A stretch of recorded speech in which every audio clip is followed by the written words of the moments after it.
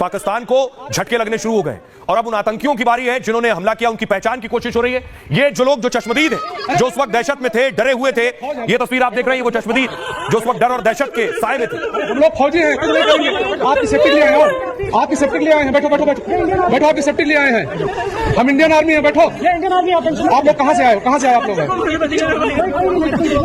आपके बच्चे कुछ नहीं करेंगे, थोड़ा बताइए।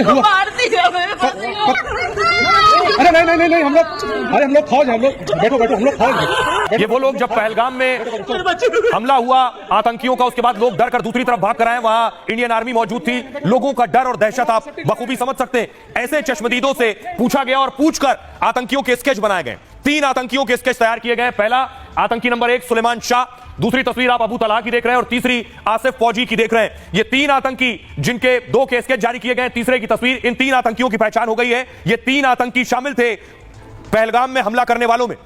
एक और आतंकी अगली तस्वीर में आपको दिखाऊं जो उस वक्त हमले में शामिल था, ये वो आतंकी है। उस वक्त की तस्वीर है, हाथ में आप देखिए कि 47 लिए हुए हैं। पहनावे से यह दावा किया गया है कि यह पाकिस्तानी है जो घुसा और उसके बाद उसने पहलगाम में अंधाधुंध फायरिंग की है और 26 लोगों की जान ले ली। इस हमले का जो मास्टरमाइंड था उसका भी पता चल गया है। ये जो आप देख रहे हैं असीम मुनीर के बगल में, क्योंकि बिना एसआई और आर्मी की साजिश के ये हो नहीं सकता, यह है सैफुल्ला। सैफुल्ला जो टीआरएफ संगठन है लश्कर का, उसका चीफ है। आइए आपको बताऊं कि आखिर सैफुल्ला जिसे मास्टरमाइंड बताया जा रहा है, कौन है ये सैफुल्ला?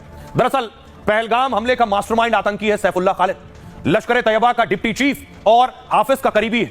जम्मू कश्मीर में टीआरएफ का संचालन सैफुल्ला ही संभालता है। इसका जन्म पाकिस्तान में हुआ, अभी रावलपिंडी में रह रहा है। रावलपिंडी में ही बैठक कर वो आतंकी हमले अंजाम दे रहा है। उसे साजिद जट, अली और हबीबुल्लाह जैसे नामों से भी जाना जाता है। साल 2000 में वो आतंकी संगठन लश्कर में शामिल हुआ। ये जो शख्स आप देख रहे हैं हाफिज का गुर्गा है। हाफिज का जो लश्कर संगठन है उसके बाद इसने टीआरएफ बनाया है और हाफिज और इसके इशारे पर ही भारत में हमला हुआ, 26 लोगों की जान गई।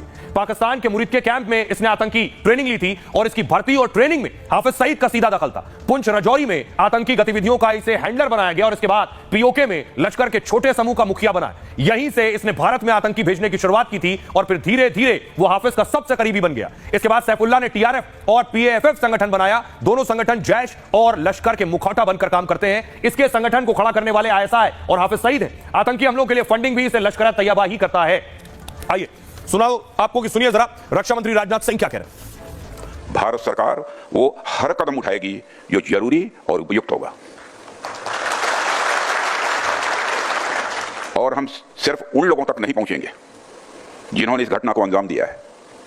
हम उन तक भी पहुंचेंगे जिन्होंने पर्दे के पीछे बैठकर हिंदुस्तान की सरजमी पर ऐसी नापाक हरकतों की साजिशें रची हैं। भारत एक इतनी पुरानी सभ्यता और इतना बड़ा देश है जिसको ऐसे किसी भी आतंकी गतिविधियों से किसी भी सूरत में डराया नहीं जा सकता। ऐसी हरकतों का जिम्मेदार और इसके जिम्मेदार लोगों को आने वाले कुछ ही समय में जोरदार तरीके से नजर आएगा। मैं देशवासियों को आश्वस्त करना चाहता हूं।